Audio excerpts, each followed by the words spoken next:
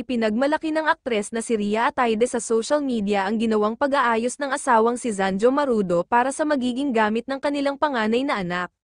Saad ni Rhea sa caption ng gawain daw na ito ni Zanjo ay patunay na magiging mahusay na ama ang aktor. "Thank you for taking time to do this, grateful to have you by my side as we enter this new chapter."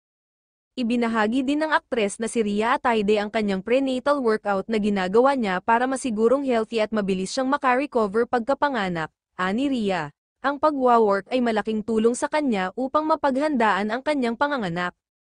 "Working out 4 to 5 times a week have all been helping me feel a semblance of ownership of my body in spite of all the changes and beautiful things going on inside of me."